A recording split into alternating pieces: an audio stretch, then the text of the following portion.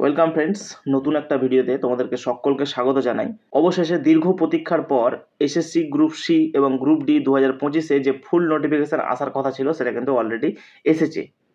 সেখানে সমস্ত কিছু বলা হয়েছে, বয়স কত লাগবে, যোগ্যতা কি লাগবে, শূন্যপদ কটা আছে, সমস্ত কিছু এ টু জেড তোমরা জানতে পারবে। আর সব থেকে বড় ব্যাপার হচ্ছে এই ফুল নোটিফিকেশনটা দেখার পর আমি একটাই কথা বলবো, যারা নতুন ক্যান্ডিডেট বা ফ্রেশ ক্যান্ডিডেট আছো তাদের জন্য কিন্তু একটা দারুণ খুশির খবর আছে। সম্পূর্ণ বিস্তারিত জানতে ভিডিওটা সম্পূর্ণ দেখতে থাকো একদম শেষ পর্যন্ত, তাহলে তোমরা বুঝতে পারবে যে আমি কেন এই কথা বললাম যে যারা নতুন আছো তাদের জন্য দারুণ খুশির খবর। অবশ্যই বলেছি, কোনো কারণ ছাড়া আমি কোনো কথা বলি না। দেখো, the West Bengal Central School Service Commission, date দেখো 9/10/2025, অর্থাৎ কালকেই বেরিয়েছে কিন্তু এই নোটিশটা, ফুল নোটিফিকেশনটা কালকেই বেরিয়েছে। মেমো নাম্বারটাও তোমরা দেখতে পারো চাইলে। দেখো, first state level selection test 2025 for recruitment of non teaching staff, clerk, group D only in recognised government the sponsored school in West Bengal. অর্থাৎ পশ্চিমবঙ্গের ভিতরে যেসব গভর্নমেন্ট এবং গভর্নমেন্ট চালিত যেসব স্কুলগুলো আছে সেখানে নন টিচিং স্টাফের জন্য, ক্লার্ক এবং গ্রুপ ডির জন্য কিন্তু নোটিফিকেশনটা বের করেছে, তোমরা চাইলে দেখতে পারো। এই গ্রুপ সি এবং গ্রুপ ডির কেসটা আমাদের কলকাতা হাইকোর্ট থেকে ছাড়িয়ে সুপ্রিম কোর্ট পর্যন্ত গিয়ে অবশেষে তারপর নোটিফিকেশনটা এসেছে। একদম সুপ্রিম কোর্টের কথা পালন করার পর কিন্তু এই নোটিফিকেশনটা তারা প্রকাশ করেছে, একদম অক্ষরে অক্ষরে সুপ্রিম কোর্টের কথাকে তারা পালন করেছে। এখানে পুরোটা দেওয়া আছে, ঠিক আছে।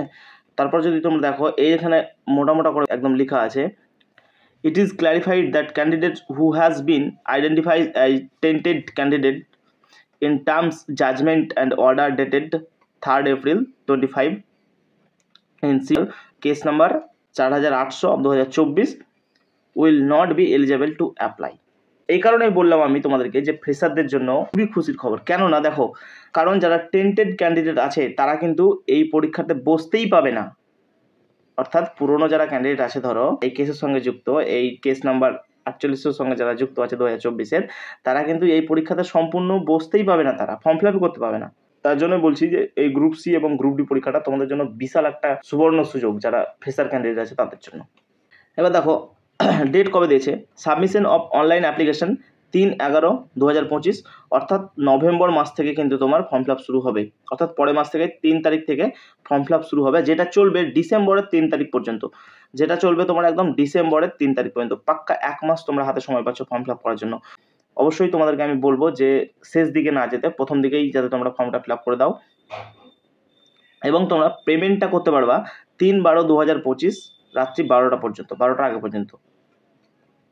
এখানে বলছে tentative time of the written exam, the written exam will be held in January 2026 সালে জানুয়ারি মাসের মধ্যেই কিন্তু তারা পরীক্ষাটা নেবে। এটা কিন্তু একদম সুপ্রিম কোর্ট থেকে বলা আছে যে এই পরীক্ষাটা যত তাড়াতাড়ি পারে তারা। এবার দেখো, ফর্ম ফিল আপ করতে আমাদের অ্যাপ্লিকেশন ফিস ক টাকা লাগবে। তুমি গ্রুপ সির জন্য ফর্ম ফিল আপ করে থাকো, আর যদি তুমি জেনারেল, ওবিসি, ইডাব্লিউএস ক্যান্ডিডেট হও তাহলে কিন্তু তোমাকে 400 টাকা পে করতে হবে। আর যদি তুমি এসসি, এসটি, পিএইচ ক্যান্ডিডেটের মধ্যে বিলং করো তাহলে তোমাকে 150 টাকা পে করতে হবে। আর যদি তুমি গ্রুপ ডির ফর্মটা ফিল আপ করো তাহলেও তোমাকে তাই। তুমি যদি জেনারেল, ওবিসি এবং ইডাব্লিউএস ক্যান্ডিডেটের মধ্যে থাকো তাহলে তোমাকে 400 টাকা পে করতে হবে। আর যদি তুমি এসসি, এসটি, পিএইচ ক্যান্ডিডেটের মধ্যে থাকো তাহলে কিন্তু তোমাকে 150 টাকা পে করতে হবে। টোটাল ভ্যাকেন্সিটা দেখো যে ভ্যাকেন্সি কটা আছে। ক্লার্ক বা গ্রুপ সির জন্য যদি দেখি তাহলে 2989টা সিট আছে টোটাল। আর গ্রুপ ডির জন্য যদি দেখি তাহলে কিন্তু 5488টা টোটাল সিট আছে। তাহলে এখানে কিন্তু আমাদের মোটামুটি 8477 বা 47টা মতো সিট আমাদের হয়েছে। 8000 প্লাস ধরে রাখো, তা 8000 plus seat group C, group ডির জন্য এটা কিন্তু বিশাল অ্যামাউন্টের একটা সিট আছে। ক্লার্কের জন্য দেখো এজ লিমিট কী রাখা হয়েছে, মিনিমাম 18 এবং ম্যাক্সিমাম 40। তাহলে তোমাকে ক্লার্কে ফর্ম ফিল আপ করার জন্য 18 থেকে 40 বছরের মধ্যে বয়স কিন্তু হতে হবে। সেটা কবে, এই জানুয়ারি 2025, 1 জানুয়ারি 2025 অনুসারে তোমার বয়স 18 থেকে 40-এর ভিতরে হতে হবে। এবার তুমি এজ রিডাকশন এখানেও পাবে। তুমি যদি এসসি এসটি থেকে বিলং করো তাহলে কিন্তু তুমি 5 বছর পাচ্ছ। যদি তুমি ওবিসি থেকে বিলং করো তাহলে তুমি 3 বছর পাচ্ছ। আর যদি তুমি ফিজিক্যালি হ্যান্ডিক্যাপ বা পিএইচ ক্যান্ডিডেটের মধ্যে পড়ো তাহলে কিন্তু তুমি 8 বছর ছাড় পাচ্ছ।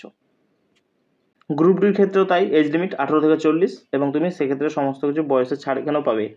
এবার গ্রুপ সির জন্য বা ক্লার্কের জন্য আমাদের কোয়ালিফিকেশান কী দরকার, দেখো কোয়ালিফিকেশান এখানে দরকার তোমার মাধ্যমিক পাস বা মাধ্যমিকের সমতুল্য যদি কোনো কিছু থাকে তাহলে সেটা পাস তোমার এখানে লাগবেই। আর গ্রুপ ডির জন্য যদি আমরা বলি যে গ্রুপ ডির জন্য শিক্ষাগত যোগ্যতা কী লাগবে। তো গ্রুপ ডির জন্য শিক্ষাগত যোগ্যতা এখানে চাওয়া হয়েছে 8 পাস। তুমি 8 পাস, ন্যূনতম 8 পাস করে থাকলে কিন্তু গ্রুপ ডির জন্য ফর্ম ফিল আপ করতে পারবে। তো যাই হোক, সবাই ফর্মটা সময় মতো ফিল আপ করে দিও, আর রেগুলার ক্লাস করার জন্য চ্যানেলের সাথে যুক্ত হয়ে যাও। Thank you.